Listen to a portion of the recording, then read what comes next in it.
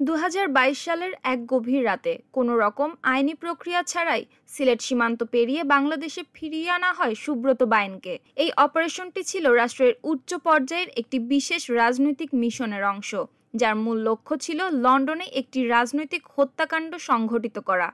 এই ঘটনাকে ঘিরে দেশ বিদেশের গোয়েন্দা সংস্থার জটিল সম্পর্ক, রাজনৈতিক অঙ্গনের গভীর ষড়যন্ত্র এবং রাষ্ট্রীয় ক্ষমতার অপব্যবহারের স্পষ্ট ইঙ্গিত পাওয়া যায়। গোয়েন্দা সূত্রে জানা যায়, সুব্রত বাইন দীর্ঘ সময় ধরে ভারতের আশ্রয়ে ছিলেন এবং সে দেশের গোয়েন্দা সংস্থা রয়ের ঘনিষ্ঠ সহযোগী হয়ে ওঠেন। ভারতের একটি কারাগারে বন্দী থাকা অবস্থায় ২০২৩ সালের ফেব্রুয়ারিতে কলকাতা প্রেসিডেন্সি জেল থেকে তাকে বিশেষ ব্যবস্থায় সিলেট সীমান্তে এনে র্যাবের কাছে হস্তান্তর করা হয়। এ সময় কোনো ধরনের আনুষ্ঠানিক বন্দি বিনিময় চুক্তি ছিল না। আদালতে দেওয়া জবানবন্দিতে সুব্রত স্বীকার করেন, তাকে ফিরিয়ে আনার প্রকৃত উদ্দেশ্য ছিল লন্ডনে অবস্থানরত বিএনপির ভারপ্রাপ্ত চেয়ারম্যান তারেক রহমানকে হত্যার পরিকল্পনা অনুযায়ী তারেক রহমান প্রতি শুক্রবার যে মসজিদে নামাজ পড়তে যান, সেই সময়টাকেই হামলার জন্য নির্ধারণ করা হয়েছিল। সুব্রত বাইন ভারতের এনএসজি টাইপ কমান্ডো প্রশিক্ষণপ্রাপ্ত এবং ভারী অস্ত্র চালনায় পারদর্শী। এই দক্ষতার কারণে ভারতীয় গোয়েন্দা সংস্থা তাকে একটি গুরুত্বপূর্ণ সম্পদ হিসেবে বিবেচনা করত। বাংলাদেশে এনে তাকে র্যাব সদর দপ্তরে বিশেষ প্রশিক্ষণ দেওয়া হয়, যার মধ্যে ছিল স্নাইপার শুটিং, বাতাস ও আর্দ্রতার গতি মাপা, টার্গেট কিলিং প্রভৃতি। প্রশিক্ষণ চলাকালীন স্বরাষ্ট্রমন্ত্রী আসাদুজ্জামান খান কামাল, সেনা কর্মকর্তা জিয়াউল হাসান এবং পুলিশের সাবেক ডিআইজি মনিরুল ইসলাম সরাসরি তার সঙ্গে বৈঠক করেন। তারা প্রতিশ্রুতি দেন, যদি নির্ধারিত মিশনে সফল হয় তবে তাকে ক্রস ফায়ারে দেওয়া হবে না।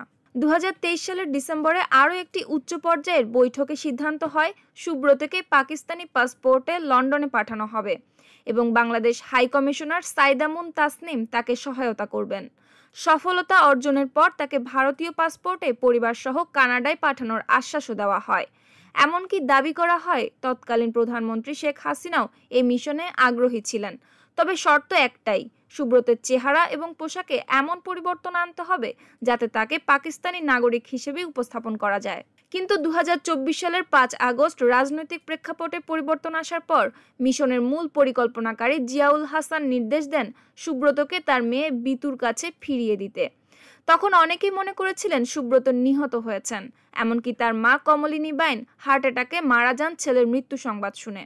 সুব্রত ছিলেন বরিশালের উজিরপুরের সাবেক সংসদ সদস্য হরনাথ বাইনের ছেলে।